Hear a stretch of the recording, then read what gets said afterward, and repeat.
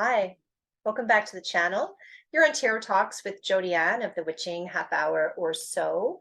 And today we're going to do your month ahead reading for June. It is finally summer.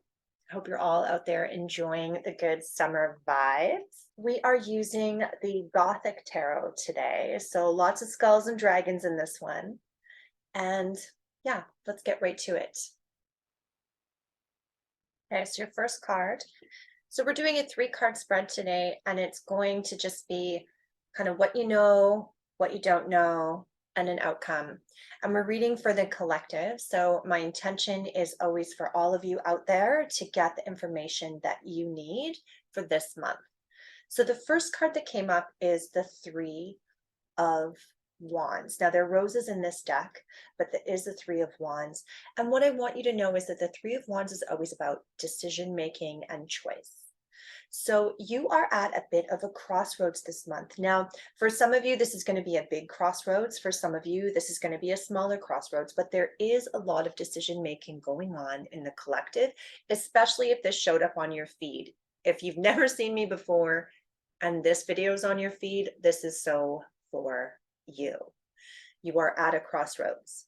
There's decisions happening. What you need to do is really be open to all of the possibilities. There seems to be this idea of knowing your destiny and being blinded to all the other options around you.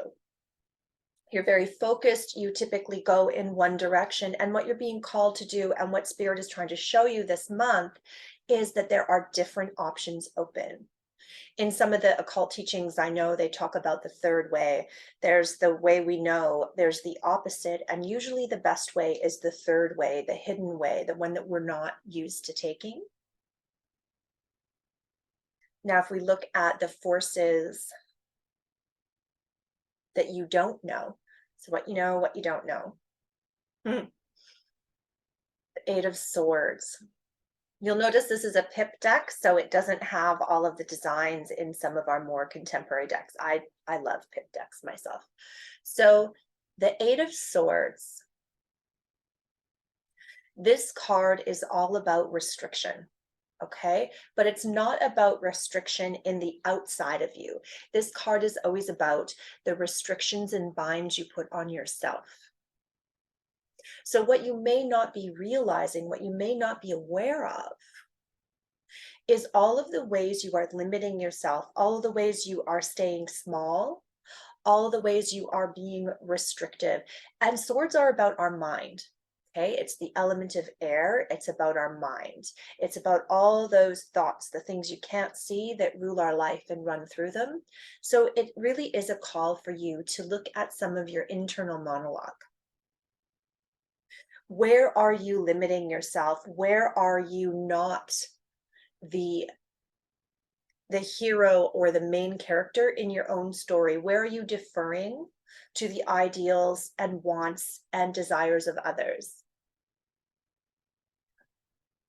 If you continue to defer your needs and wants to others, you will be blind to the opportunities in front of you.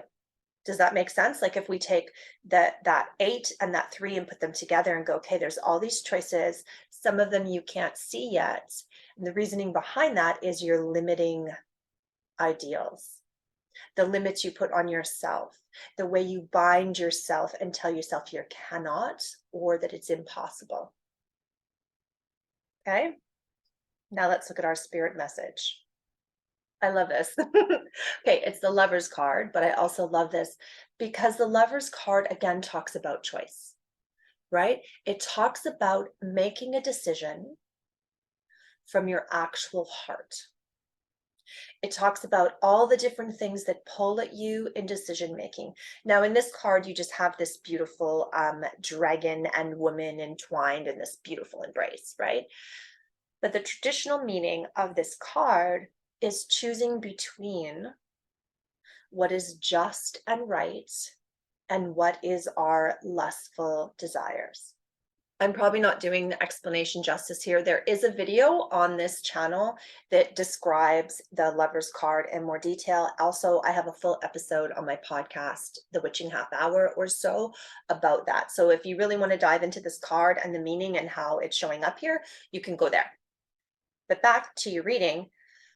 The Lover's card talks to us about making a decision from a pure place of heart, from a centered place, from a grounded place, not from a place of desire and lust and want and grasping, but from that grounded, centered choice.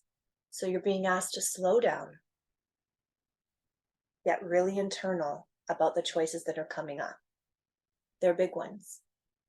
No matter how small they seem, this ripple is going to start happening with the energy of the solstice coming, with the energy of harvesting and seed planting coming. This is a very fertile, energetic time of year. There's a lot happening astrology wise. There's a lot happening energetically wise in the collective conscious.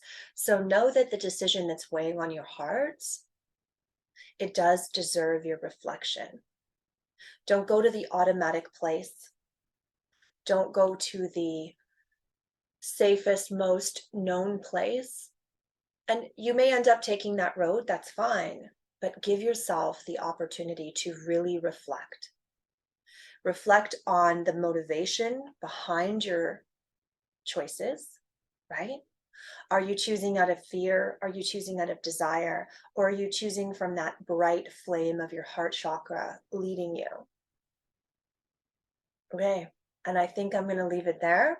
That is your June reading, my love. If you've made it this far, smash the subscribe button because you know you like this and you don't want to miss any other content I put out. I am a podcast host as well. I do a lot of tarot work on there. You can head over there and check it out.